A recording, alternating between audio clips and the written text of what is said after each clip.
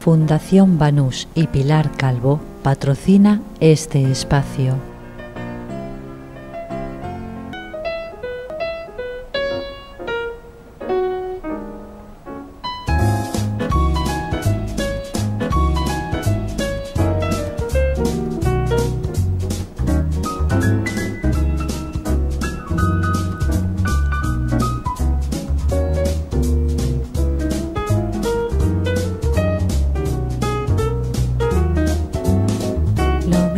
De cada casa.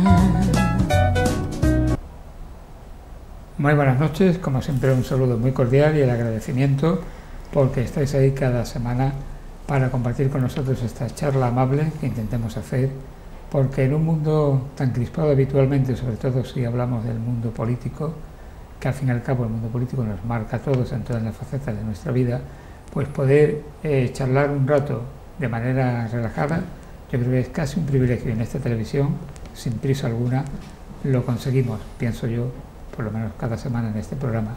Y hoy me visita alguien que forma parte de la historia de M95 Televisión, en aquellos tiempos en que, bueno, se dice que la libertad de expresión estaba bastante cercenada, aunque yo ya no sé si hoy día hay libertad de expresión o no, eso sería otro debate. Bueno, él, digo que forma parte de la historia de esta casa porque llevaba a cabo un programa mítico, diría yo, que es Vía de Diálogo, en pleno gilismo en nuestra ciudad. Posteriormente, lleva unos cuantos años dedicado a su faceta, que permanecía un tanto oculta, de poeta, y es un autor tan prolífico que casi no tiene tiempo más que de presentar libros. Agustín Hervás. Agustín, bienvenido. Bien hallado, Paco. Gracias por tu presentación. Por lo de prolífico, digo, ¿no? Sí. Está muy bien. ¿Verdad? ¿Cuántos libros son ya? Bueno, con este que ustedes verán en pantalla, Poemario Debut, es el noveno, pero no todos son de poesía, solamente creo que son 4 de poesía, el resto son 2 biografías también, ¿no? O sea que creo que me da para mucho más, me da para mucho más, digo todo lo que tenía escrito, porque todo lo nuevo que estoy escribiendo todavía... lo que te quiero decir que pienso vivir mucho. Hombre, por supuesto. Sí, Yo creo que cuando cumpla los 100 años... Y medio. 100 años y medio, que además nuestra amiga Marta seguirá haciendo la realización del programa entonces, pues seguiremos hablando, ¿o no? Sí, señor. Bueno, a mí no me importa que la geriatría sirva de bastión importante en este país. La verdad es que en nuestras promociones y la edad de nacimiento, la verdad es que hubo un colapso importante, ¿no?, en las maternidades. Agustín, he dicho yo antes, mencionando tu programa Vía de Diálogo, sí, que entonces era dificultosa la libertad de expresión en Marbella. Lo era, lo era. Pero es que yo me pregunto, ¿qué pasa hoy ya, no a nivel de Marbella, sino a nivel nacional e internacional, con la libertad de expresión? Porque hay intentos de controlar los medios de comunicación, de amordazar a quien disiente de las posturas oficiales. Es un poquito grave eso, ¿no? Sí. Verá, tú y yo que vivimos la época de la transición española, que fue magnífica, pese a quien le pese. El otro día se celebraba en Madrid una jornada de puertas abiertas del Congreso y asistió muchísima gente de nuestra edad, por cierto, que somos los que estuvimos presentes e hicimos aquella transición.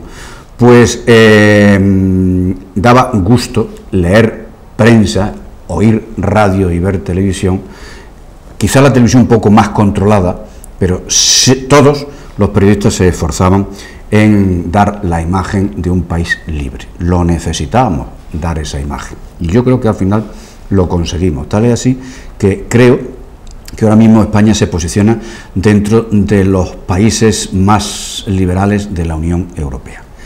Dicho esto, te diré que lo que yo creo que está ocurriendo en el periodismo, o en la prensa, o en la libertad de expresión, es la afluencia masiva de redes de comunicación que desvirtúan lo que efectivamente es la comunicación o el periodismo puro, bueno y ético.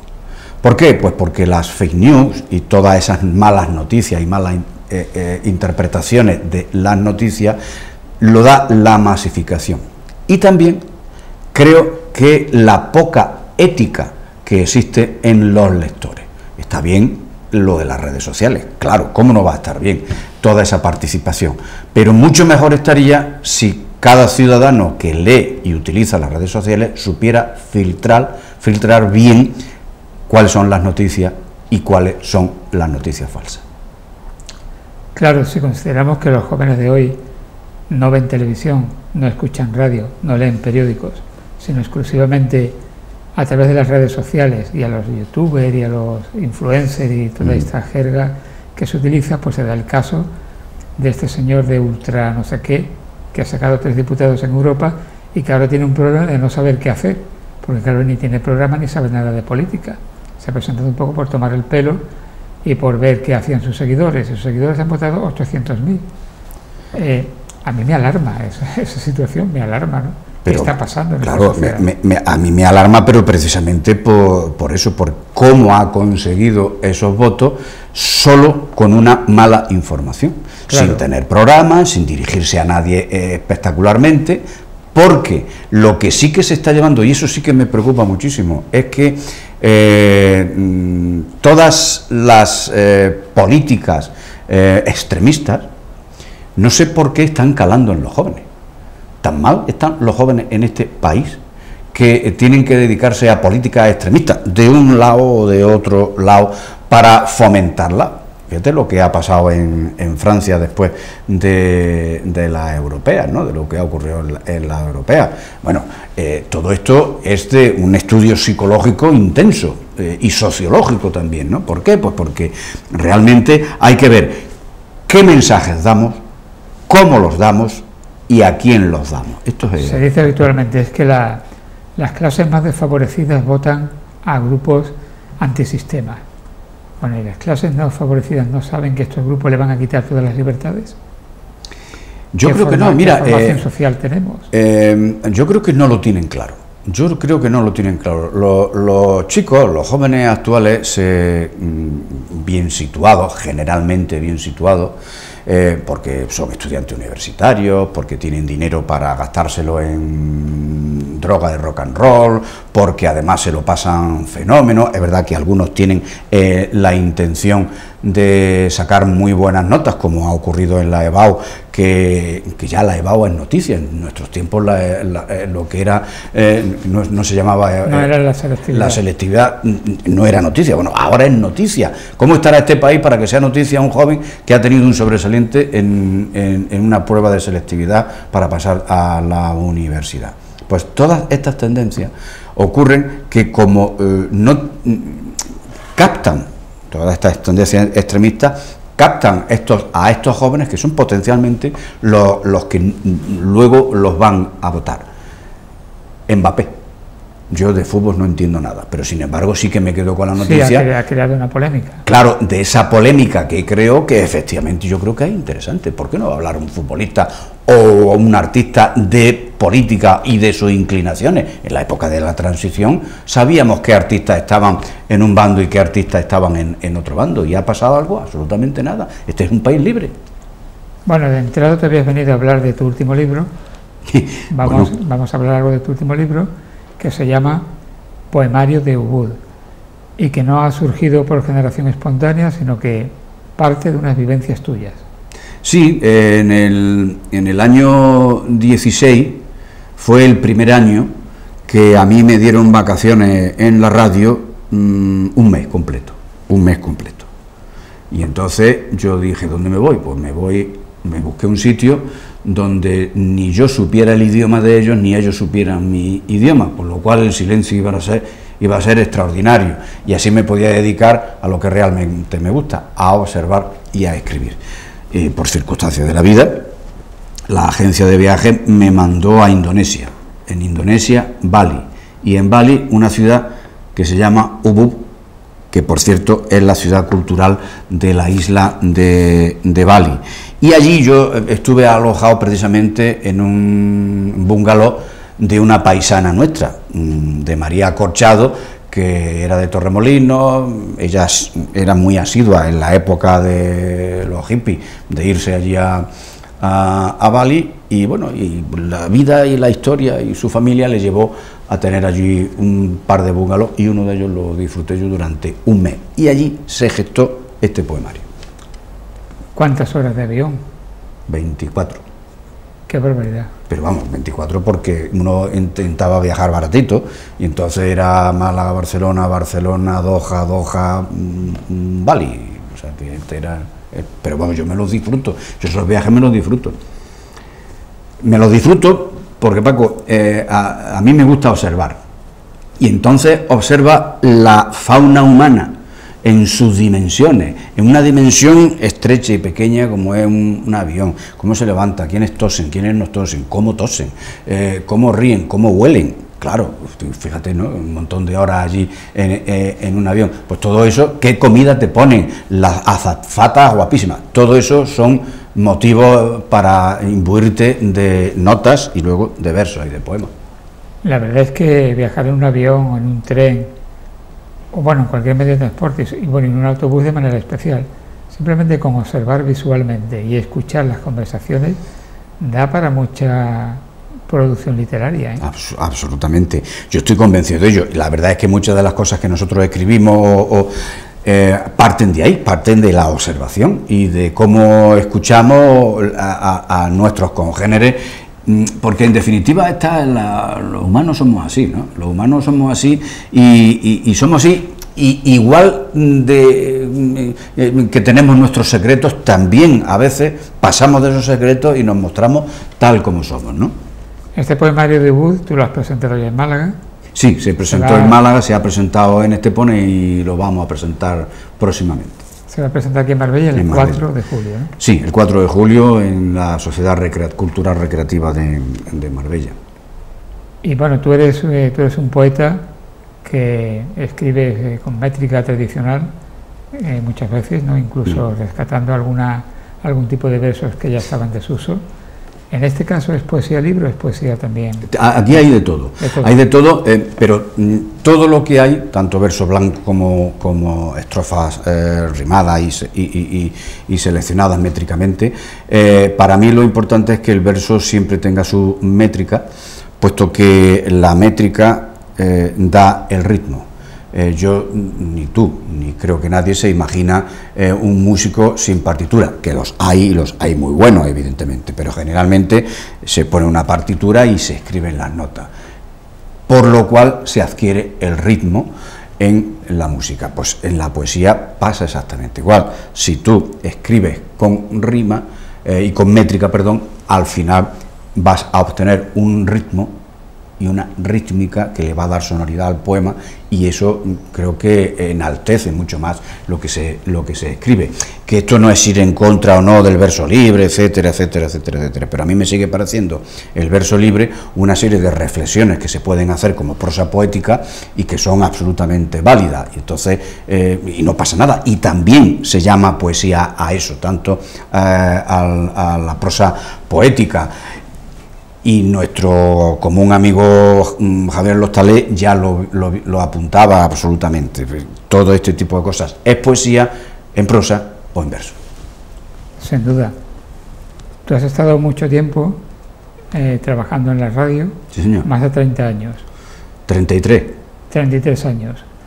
Y tú resaltabas recientemente en una entrevista, en un reportaje entrevista del Diario Sur, tú dabas un nombre propio de una persona que yo personalmente pienso que forma parte de la historia de la radio en Marbella y que no ha sido todavía oficialmente reconocido, que es Pepe Navaja. Efectivamente, Pepe Navaja, yo creo que la historia de la radio en Marbella tiene ese nombre, José Navaja Astrobat, porque lo que hizo este director entonces de Rueda de Emisoras Rato, sí, de la familia Rato, de esta familia, Rato. Del Rato famoso. Del Rato famoso que fue hippie primero y luego llegó a ser ministro.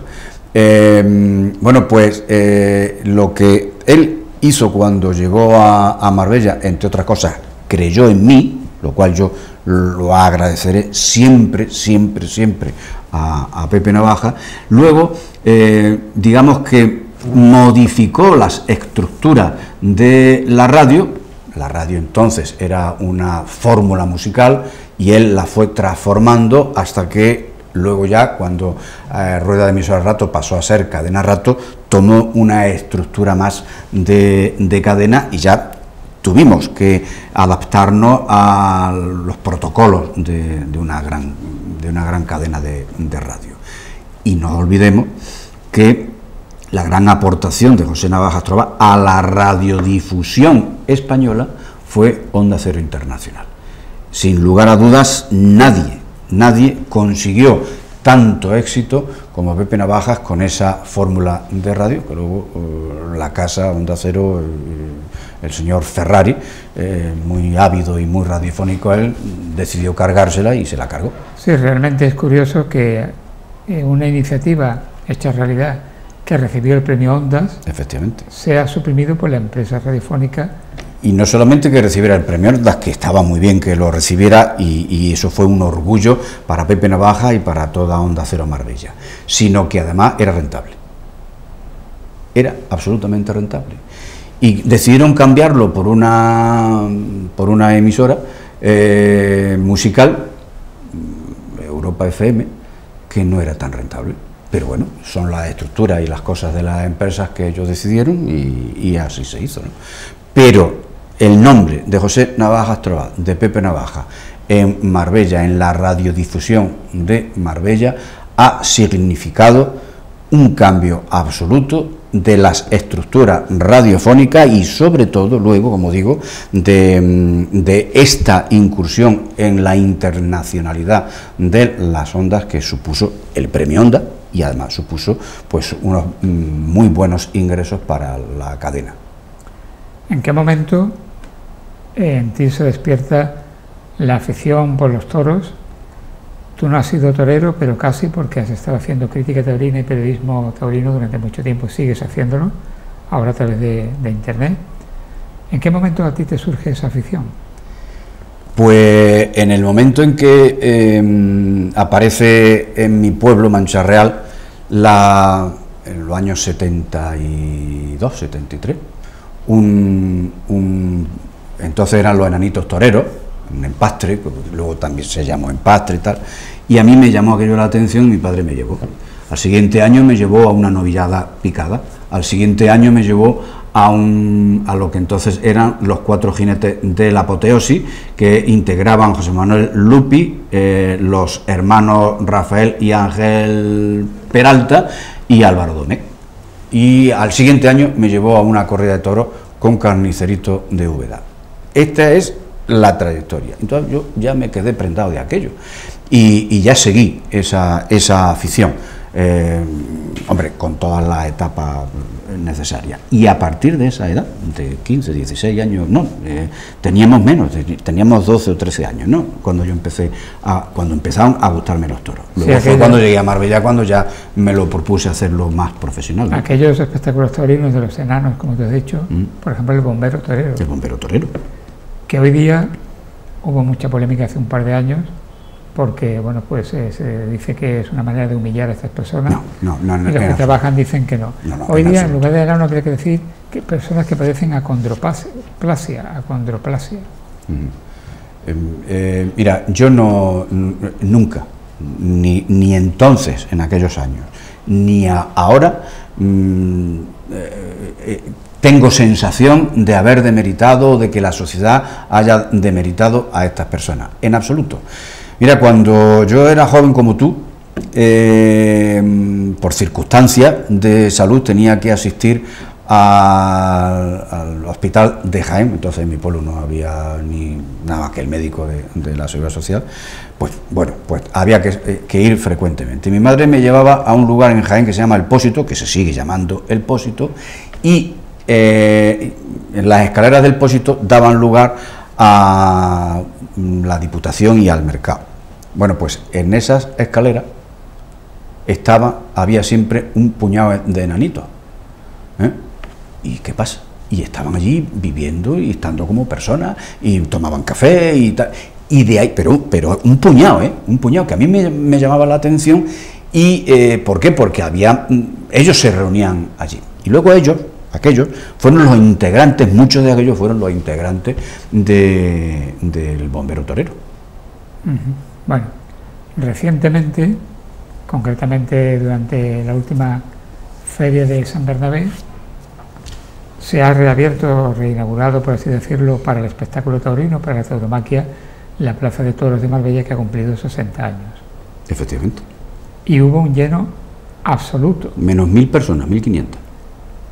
1.500 hubo. Menos, no, menos 1.500. Si la plaza tiene, que yo creo que esta plaza llegó a tener cerca de 9.000, pero luego con las remodelaciones que se han hecho, creo que se han quedado en 7.000, 8.000 las localidades. Bueno, pues creo que se dejaron de vender 1.000 entradas. Se dejaron de vender. Bueno, eso para el empresario está muy bien. Absolutamente, no creo que Perfecto. se lo esperaran ni ellos. Pero claro, tú sabes que hoy día los toros despiertan siempre polémica.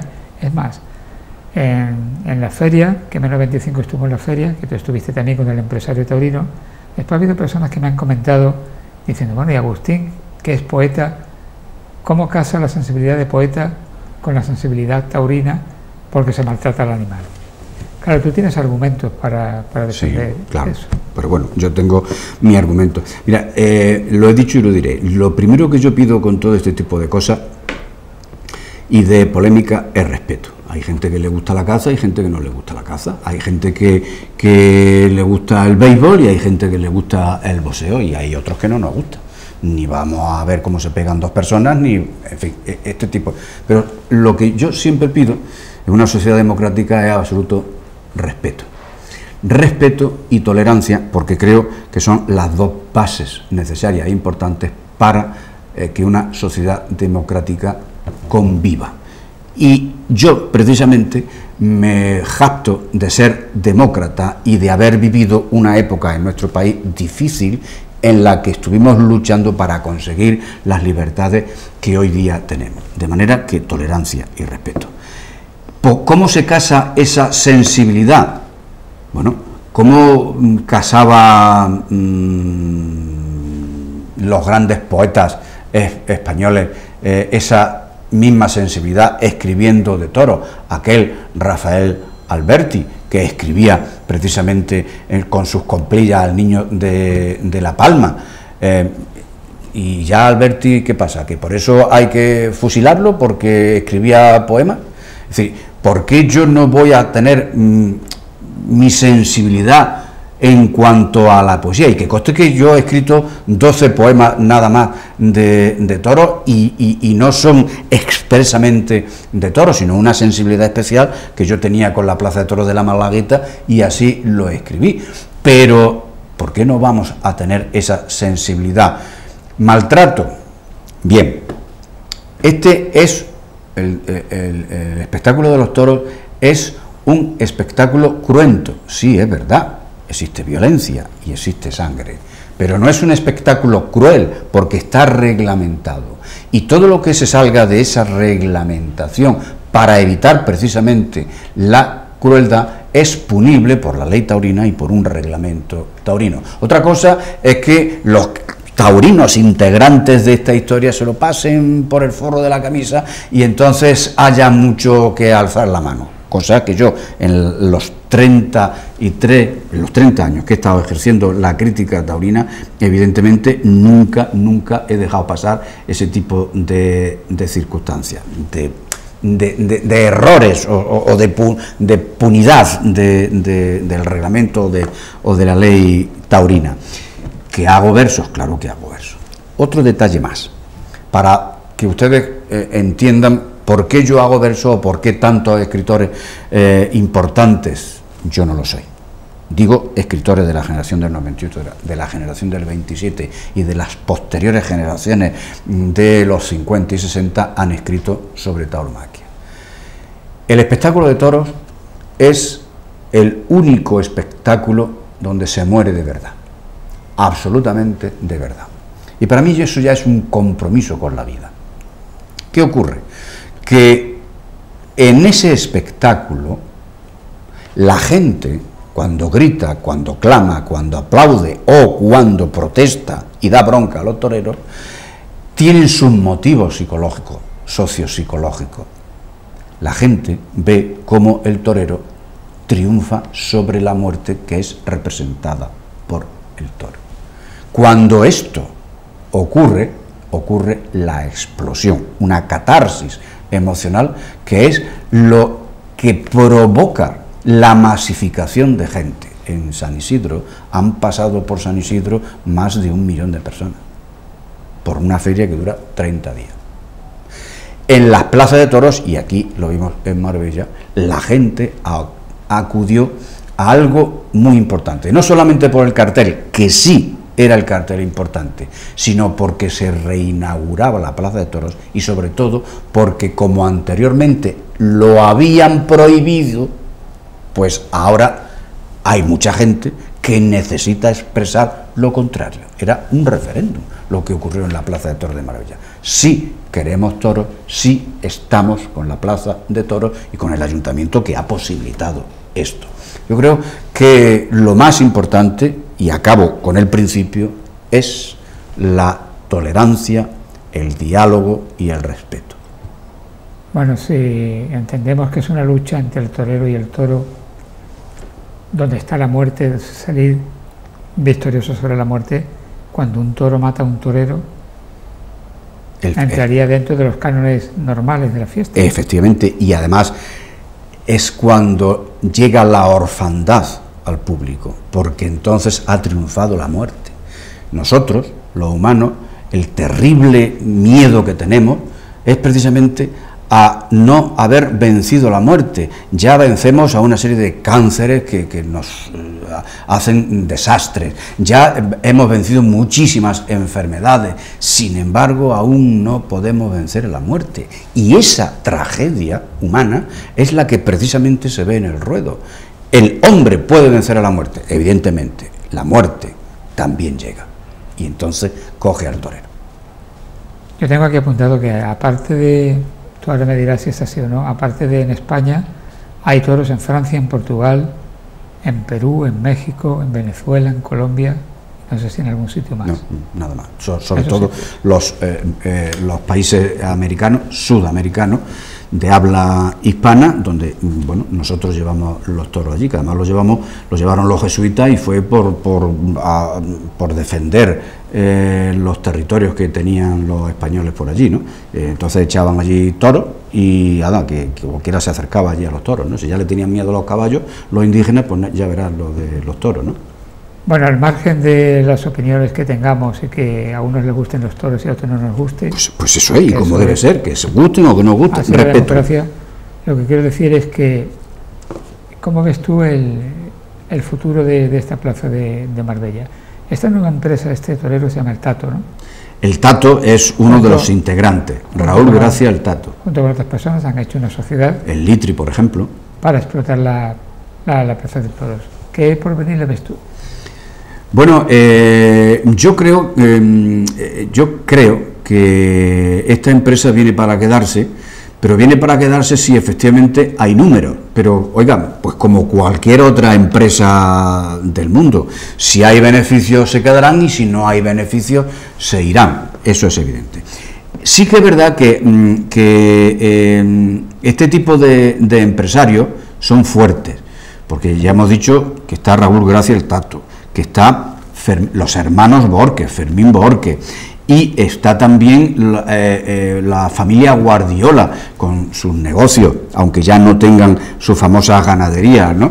Quiero decir que hay el Litri, Miguel Báez Litri, hay capital importante metido en esta empresa, con lo cual pueden soportar un contratiempo. Hasta ahora ese contratiempo no se ha dado, por eso yo creo que si ellos juegan sus cartas bien jugadas, creo que esta empresa viene para quedarse.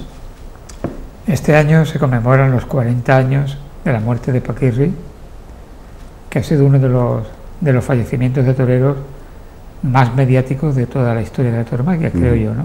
Sí, bueno, por aquello de casarse con la tonadillera, ¿no? Sí. ¿Era tan bueno Paquirri? Bueno,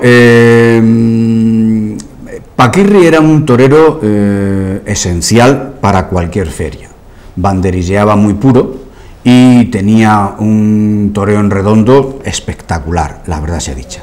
Y luego había fases importantes y necesarias en el toreo con la mano izquierda. Para mí, cuando muere Paquirri, y de la manera que ocurrió aquella corrida en Pozo Blanco, y ese traslado tan penoso hacia Sevilla para intentar, se quedó en el camino, ¿no? Cuando la vida de Paquirri está pendiente de un hilo en un trayecto, porque en aquel momento las plazas de toros todas tenían la obligación de tener una enfermería, pero no todas las enfermerías estaban bien equipadas. Recordemos que esto era una plaza de tercera categoría. Yo creo que, cumpliéndose este 40 aniversario, se debe realizar un recuerdo absolutamente infinito e importante a Francisco Rivera. Justamente yo te iba a preguntar eso. Actualmente, ¿qué infraestructura sanitaria debe tener una plaza de toros?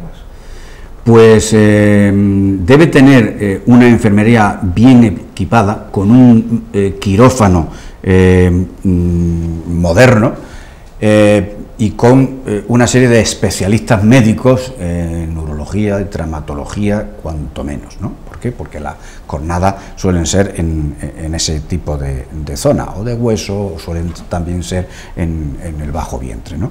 Y por supuesto el anestesista, o sea, todo lo que es un pequeño hospital. En muchas circunstancias la enfermería se sustituyen por unidades móviles completas que complementan el servicio que se da en la enfermería. Pero esto surge a través precisamente de esa muerte, de la muerte de Paquirri, cuando empiezan a tomarse en serio el que las enfermerías estén bien equipadas. Pero hombre, había habido también otras muertes de toreros espectaculares, como la de Manolete. Claro. Y no se tomaron muchas medidas, ¿no? Pero la época era la que era. Era la que era, pues estábamos en plena posguerra y no había muchas. Lo digo porque parece que hay alguna similitud en la falta de medios en un caso y en otro. Sí, plazas de tercera categoría. Por eso es muy importante la regulación en la ley taurina y en los reglamentos taurinos, concretamente en Andalucía, del equipamiento de las plazas de toros, y que fue precisamente a raíz de esa muerte. Es verdad que a raíz de la muerte de Manolete no podemos mirarlo con los ojos que podemos mirar ahora en el siglo XXI, aquello que ocurrió a mediados del siglo XX y después de la guerra nuestra, porque las cosas eran absolutamente distintas, pero sí que se empezaron a mejorar la asistencia en las enfermerías, por ejemplo, con equipos de transfusión de sangre, que entonces no era frecuente. ¿Se está elaborando un nuevo reglamento de taurino? Se estaba empezando a elaborar un nuevo reglamento taurino en Andalucía, propiciado por Morante de la Puebla, porque él había aprobado una serie de pullas y de argumentos nuevos para la lidia particularmente, y entonces este ha influido en algunos adláteres de la Junta de Andalucía, que de esto de toros entienden muy poco, y de algunos meapilas que se agrupan en ciertos círculos taurinos y que influyen en los políticos, y así es como se va a modificar el reglamento taurino de Andalucía, que todavía no hay, se supone que tenía que estar para finales de este mes de junio, pero que yo creo que no va a poder estar porque los aficionados tienen muchas cosas que decir al respecto. Agustín, ¿por qué se cayó del cartel de la reinauguración de la Plaza Morante? El Morante de la Puebla es un enfermo mental.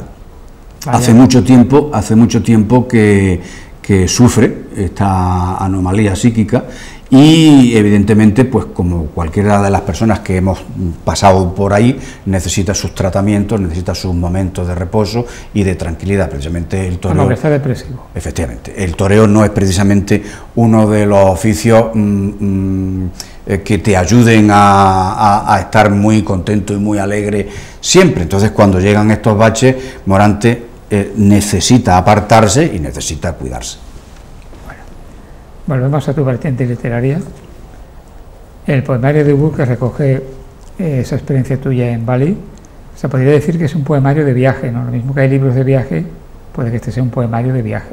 Pues mira, yo no lo hice con ese interés, pero precisamente pero Jesús Plaza, que fue el que me prologó el libro, pero Jesús Plaza, aparte de ser doctor en filología por la Universidad de Málaga, es también un excelente poeta, y con su primer poemario, Matriz, ha conseguido el Premio Valparaíso de Poesía, y este año, eso fue en el año 22, y en este año 24 acaban de concederle el Premio de la Crítica de Andalucía.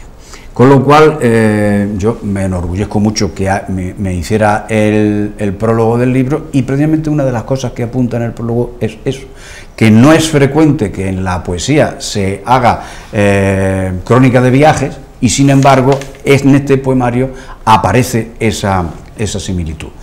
Yo en mi descargo tendré que decir que no lo hice con esa intención, pero sí ya hay un precedente, que era Pío Baroja. Pío Baroja, en el único poemario que escribió, era un poemario precisamente de viaje, porque detallaba todos los lugares por donde pasó. Muy curioso, porque Pío Baroja era un hombre que no iba a ningún sitio. Efectivamente. Que no se movía de su casa y viajaba con sus obras. Efectivamente, cuando viajó por motivos de la Guerra Civil Española a Francia, allí fue cuando comenzó a escribir su único poemario. Bueno, de esta experiencia, de este viaje a Bali, te queda más material todavía, que es posible que dé pie a otro volumen, ¿no? Sí, bueno, yo realmente me traje de allí 60 o 70 poemas. Además los escribía por la noche, una vez que llegaba de recorrer la isla, que me la recorrí entera, con un simpatiquísimo chofer. Y lo que pasa es que Anáfora, la editorial Anáfora, me pidió reducir, entonces no incluimos los 60 poemas, sino que incluimos solamente 24 o 28 poemas, con lo cual tengo otro poemario pendiente de publicar, que lo he titulado Bali, porque este es un poemario, el poemario de Bú es un poemario más espiritual, más sentimental, pero el otro poemario, Bali, es más descriptivo, personajes, lugares, costumbres, y lo hago, pues ese sí que es más de viaje que este, aunque este evidentemente incluye esa tipología. Está claro que tú eres un viajero, tienes vocación de viajero, no de turista, de viajero, que se queda más con la esencia del lugar que visita, y estuviste también, no tan exótico como Indonesia, pero bueno, también algún lugar que no deja a nadie indiferente, Cuba. Sí. Fuiste a Cuba. ¿Cuba va a dar lugar también a una obra literaria? He viajado 2 veces a Cuba, en el año 2004 la primera vez, todavía vivía Castro y el régimen era absolutamente férreo, y luego volví en el año 17, en el 2017 también volví, y ya era absolutamente distinto, ya había muerto Castro, reciente, porque murió en noviembre del 16, yo fui en mayo o junio del 17, y efectivamente eso está dando lugar a que ahora estoy poniendo en orden aquellos relatos que escribí en Cuba, y lo estoy poniendo en orden para, bueno, pues para publicarlo, si bien merece alguna editorial. En Marbella llevamos ya, creo que son 7 ediciones de un festival de poesía. Estamos muy acostumbrados a festivales de música, de teatro, pero de poesía no tanto. Hablo de Mar Poética. Es una referencia hoy día, ¿no? Absolutamente. Mar Poética en Marbella es una referencia a nivel mundial de lo que significa la poesía, no solamente en el entorno local, que afortunadamente ya se le está dando voz a los poetas y poetisas locales, sino también a ese nivel internacional, nacional e internacional, por cuanto las comparecencias de grandes nombres de nuestra poesía.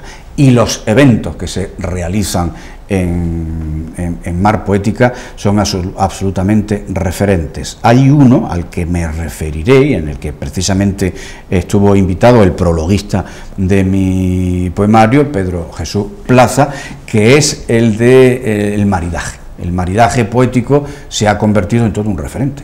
¿Por qué? Pues porque celebrándose en algunos lugares donde se sirve vino, se recita poesía. Entonces eso tiene mucho predicamento, porque además se hace a unas horas del mediodía, donde están los aperitivitos, etcétera, etcétera, y ligar un vinito, un aperitivito y un recital de poesía, eso es ya lo más grande. Bueno, eso el flamenco lo tuvo siempre claro. El flamenco lo tuvo claro a ciertas horas de la noche.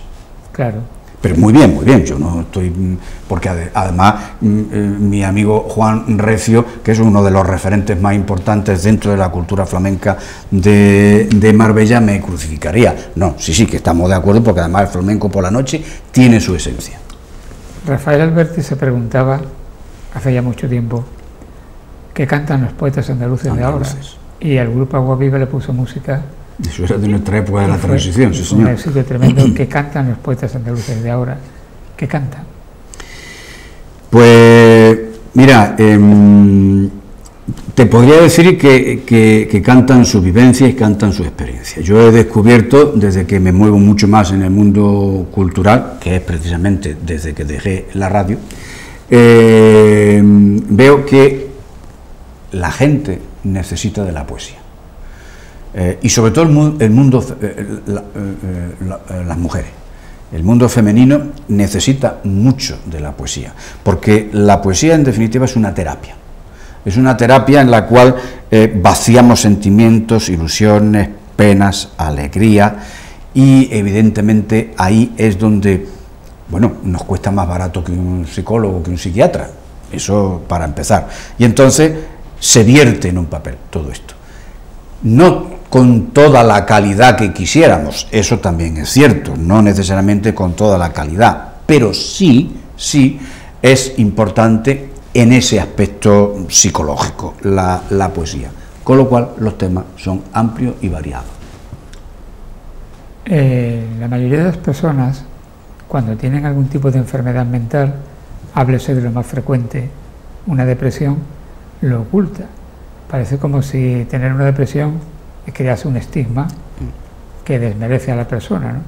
Sin embargo, otros, como ha sido tu caso, tú viniste aquí una vez, sí, cuando estabas en plena recuperación de esa depresión, y lo has dicho abiertamente, porque es una enfermedad como otra cualquiera, de la que se sale. Absolutamente. Yo soy ejemplo de que se sale. Quiero decir, ese tiempo de oscuridad, porque no deja de ser un tiempo de oscuridad, para el poeta, para el creador literario, puede ser muy fructífero, ¿no? En mi caso fue fructífero. Hubo un poemario que me publicó nuestro amigo Andrés Algorza, que se llamó Las noches en la Polaca, que es bien, ese poemario yo lo tenía ya pergeñado, pero sin embargo en esa época triste y oscura fue cuando lo rematé y lo terminé y se lo ofrecí y bueno, y tuvo a bien publicármelo. Efectivamente suelen ser épocas fructíferas, pero también las de la alegría suelen ser fructíferas. Este, por ejemplo, es fructífero de la alegría, pero no cabe duda que este tipo de enfermedades nos ayudan en lo bueno y a superar lo malo, escribiendo poesía o escribiendo cualquier cosa, y sobre todo algo también mucho más importante, ejercitando el uso de la palabra, porque yo tengo que reconocer que tú y otro amigo nuestro, entre otros más, no mucho, un puñado, solamente un puñado, me ayudasteis definitivamente a encontrar un camino que en un momento dado perdí. En un momento dado perdí, estaba lleno de oscuridad. Y hablando contigo, hablando con otro amigo y con muchos más, con nuestra compañera Concha Monte, pues al final encontré una luz y poco a poco aquí me tiene, pues con otro libro publicado. ¿Tú empiezas a publicar cuando dejas la radio? No, exactamente no.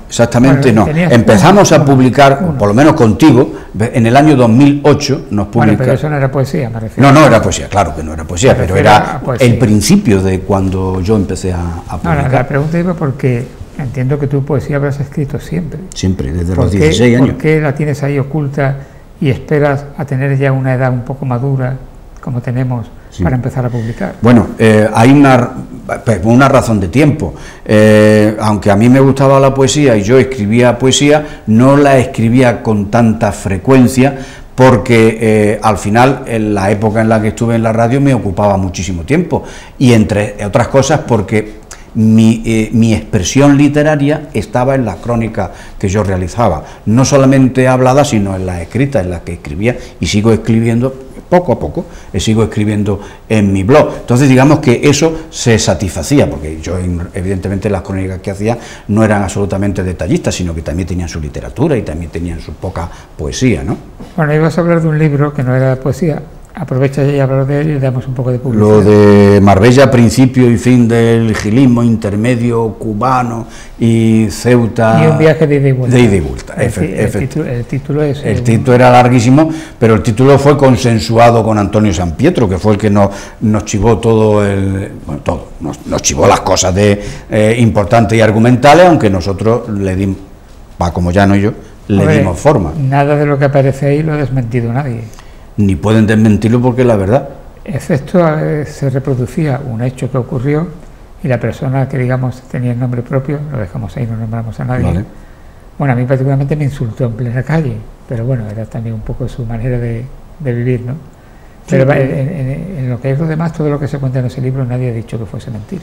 Nadie, porque es que además Antonio Sampietro, cuando se ofreció a que le hiciéramos esta biografía, por decirlo de alguna manera, ya estaba muy fuera de todo esto, de todo lo que significó el mal gilismo, porque hemos de reconocer que hubo una primera fase muy interesante, pero que luego se fue desvirtuando cuando vieron las posibilidades urbanísticas y monetarias que esto conllevaba, ¿no? Pero él ya se dio cuenta de aquello, salió fuera, y entonces fue cuando él pudo hablar y participar con nosotros en esta biografía. Si tú haces balance de tu trayectoria, desde que estabas en la provincia de Jaén, Mancha Real. Estabas en Mancha Real y te vienes a Marbella, todo ese tiempo que te ha transcurrido, ¿lo mantendrías todo igual? ¿Cambiarías cosas? Supongo que ha habido luces y sombras en esta trayectoria, como siempre hay en toda trayectoria humana. Sí, claro. Bueno, yo no cambiaría nada. No cambiaría nada porque, aunque yo nací en Mancha Real, solamente estuve en Mancha Real 22 años de mi vida. Al año 23 fue cuando me vine aquí. Yo siempre he dicho que yo me vine aquí porque una prima mía me llamó para trabajar en Puente Romano y ahí estuve 2 meses. Pues mira, yo tengo un amigo granadino de nacimiento que decía que él nació a los 23 años de edad en Marbella. Pues porque eso. Se vino con 23 años. Pues eso, y aquí hice mi vida.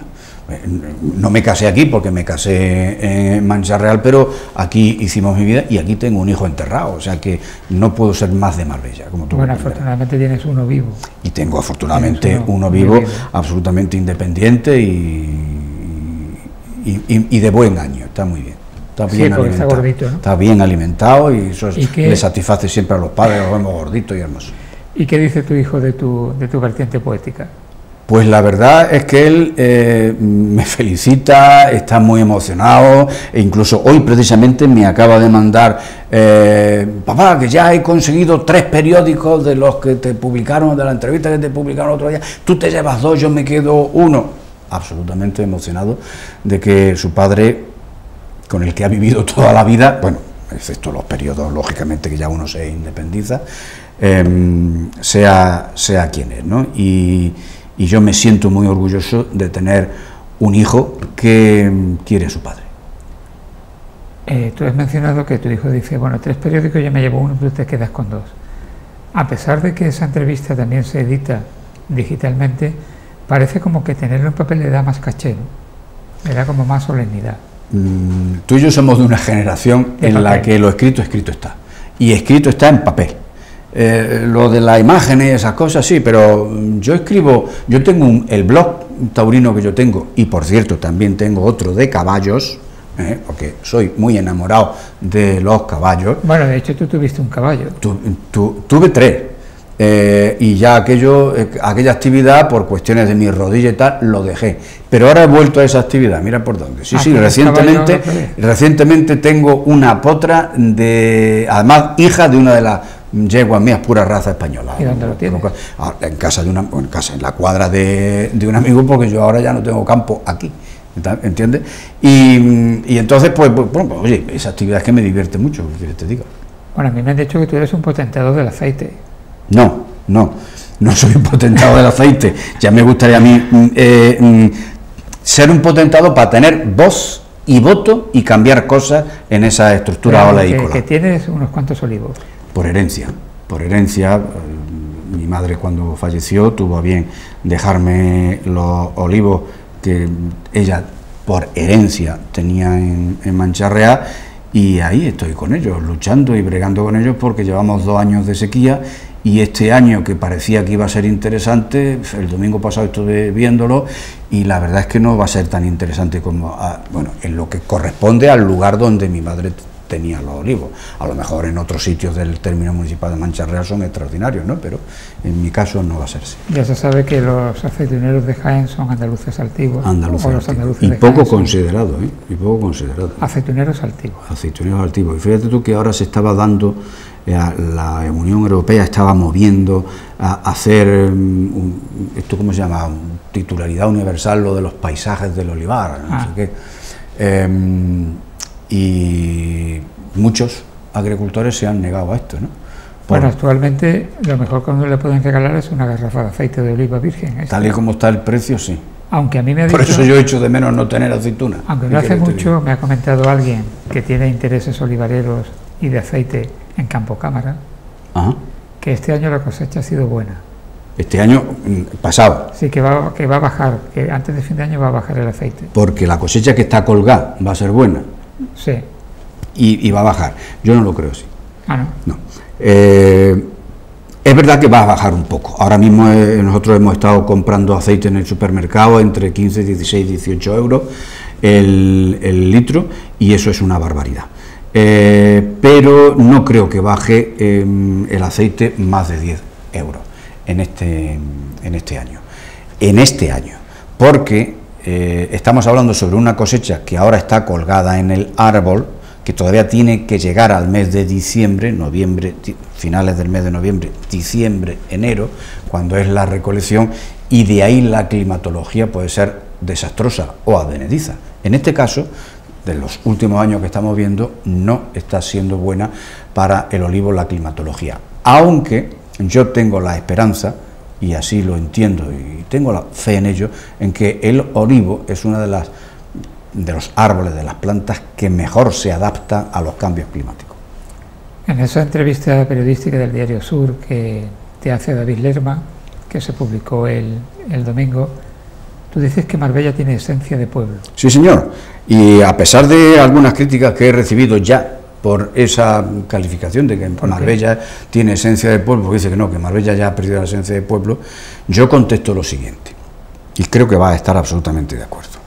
Yo llevo ya en Marbella 43 años, 42, 43 años, llevo en Marbella, viviendo en Marbella, siendo de Marbella, sufriendo en Marbella, participando en lo que buenamente puedo participar en Marbella, pero precisamente esto es lo que muy poca gente conoce de Marbella, que hay que integrarse en la esencia de Marbella, en el pueblo de Marbella, dentro de sus barriadas, dentro del conocimiento de su gente, el sufrimiento y sus alegrías.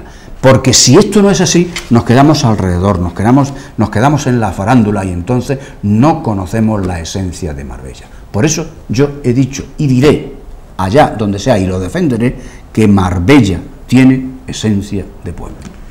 ¿Y cómo compaginamos una proyección internacional tan rotunda como tiene Marbella? Uno va fuera y habla de Marbella y la idea es como que vienes del paraíso, a pesar de que de vez en cuando haya un tiroteo, de que alguna prensa internacional se encargue de hacernos campañas en contra, como ha sido lo tradicional. La gente quiere venir a Marbella, y después tú ves que en realidad nos faltan muchas infraestructuras en la ciudad. ¿Cómo compaginamos una cosa con otra? Pues porque somos la mejor ciudad del mundo, Paco. O sea, Marbella en esencia es la mejor ciudad del mundo, y te lo puedo decir, que este libro se gestó en Indonesia, te lo puedo decir en los otros que aparecerán cuando he estado en Cuba, en Francia, en Ecuador. Te quiero decir que sé de positivo que Marbella es la mejor ciudad del mundo, con esencia de pueblo. ¿Y qué ocurre? Que somos capaces de compaginar esa esencia de pueblo cuando hacemos una romería de San Bernabé en la que cruje Troya y todo el público se implica y todo el pueblo se implica, o cuando bajamos a la feria del centro y nos emocionamos y saludamos a los amigos a los que no veíamos hace algún tiempo por nuestro trabajo y por nuestra... o cuando participamos en eventos internacionales como Ciudad de Marbella. ¿Que nos faltan infraestructuras? Claro que nos faltan infraestructuras. Este fin de semana pasado he estado en Madrid viendo teatro y utilizando el metro ligero. Y yo me preguntaba, ¿por qué no tenemos un metro ligero desde Málaga hasta Algeciras? Lo que supondría eso económicamente y lo que nos ayudaría a seguir siendo la mejor ciudad del mundo. Pues imagínate cuando Manolo Cardeña nos ponga los barcos para ir a Málaga. Es que yo me mareo en los barcos, a mí me parece muy bien lo de la idea de los barcos, pero pasa que yo de los barcos, chiquillo, yo es que soy de tierra, soy Capricornio, bueno, soy de tierra. Te digo una cosa, sería una buena idea hacer eso, ¿eh? Claro, todo lo que sea comunicación y todo lo que sean infraestructuras... Porque además tenemos afortunadamente un mar donde los temporales son mínimos. Serían muy pocos los días que no se podría salvo hacer. los que se llevan la arena, ¿no? Bueno, pero esos son temporales que llegan, ya se sabe en qué momento van a llegar prácticamente. Bueno, el asunto de la arena, eso sí que creo yo que no había manera de sacarle un poemario. No, se le podía sacar, pero yo no lo haré.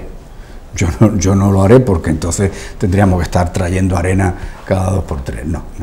Hoy día se lleva el poeta de la belleza kantiana, el que le canta a la rosa y al tulipán y a los colores del arco iris y no se compromete socialmente con nada.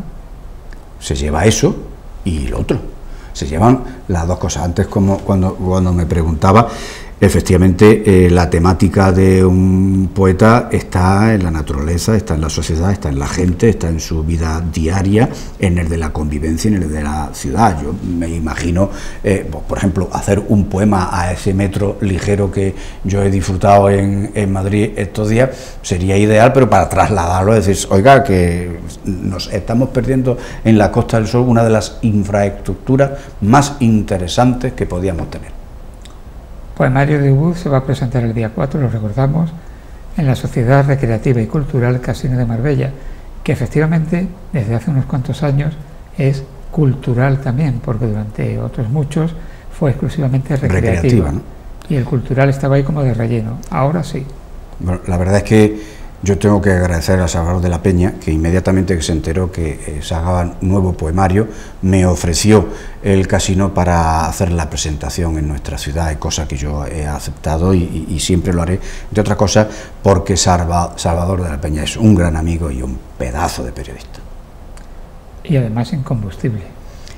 Como debe de ser, Paco, porque a ti te habrán dicho que también eres incombustible, ¿no? A nuestra edad. Sí. Ojo, a nuestra edad. Sí, porque yo creo que en este programa somos todos incombustibles, porque el día que paremos es porque ya nos habremos ido a navegar por otros mares. Al otro barrio. Sí. A mí no me importa hablar de la muerte, que yo estas cosas las tengo muy asumidas, ¿no? Hombre. Es que ya no está entre nosotros cuando hablamos de alguien que ha desaparecido. No, ya, coño, que se ha muerto. ¿Qué pasa? Que tanto miedo nos da, hombre, la muerte. Ahora que dices eso, me gustaría tener un recuerdo especial para una persona que estuvo en este programa hace un mes, prácticamente, o un poco más de un mes, la doctora en Historia Ana María Rubia, que falleció el pasado viernes. Llevaba mucho tiempo con una enfermedad, pero controlada, manteniéndose, que le permitía trabajar, investigar, pero tuvo una crisis de la que no ha salido.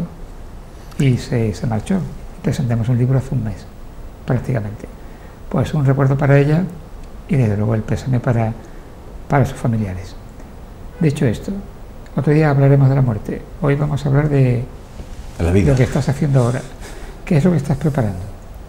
Pues estoy preparando precisamente un libro de viaje sobre aquel primer viaje que realicé a Cuba en el año 2004.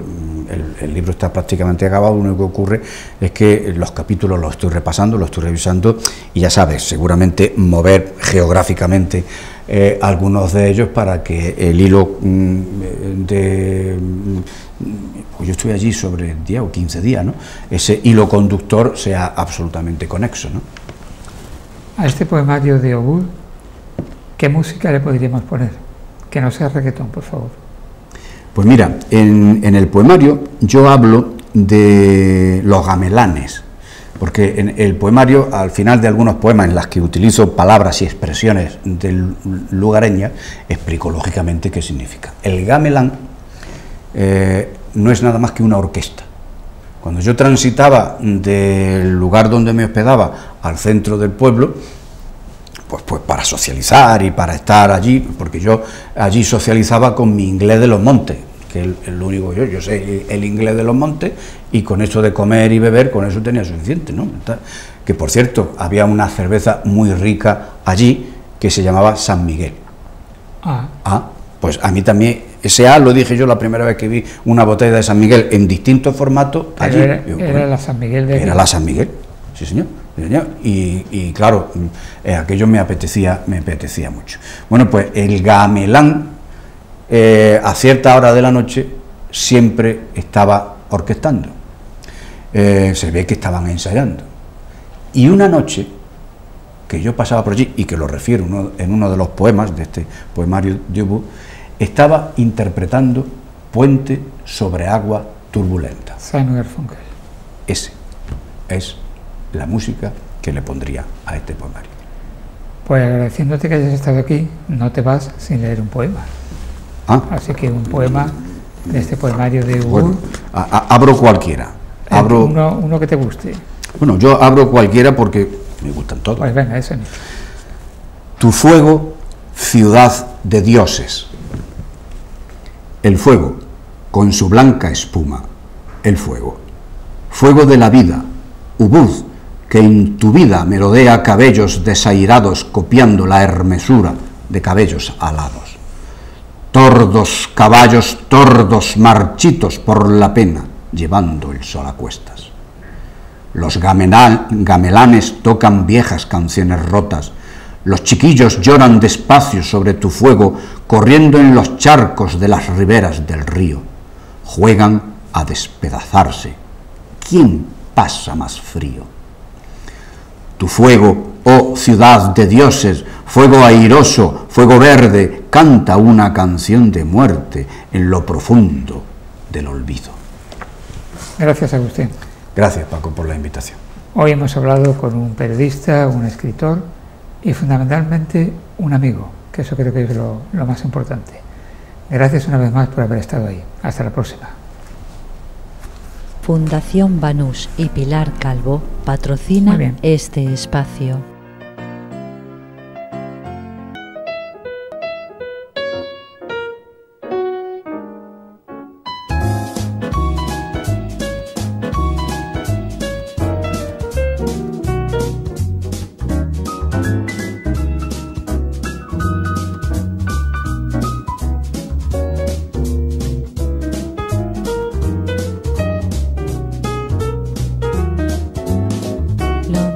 De cada casa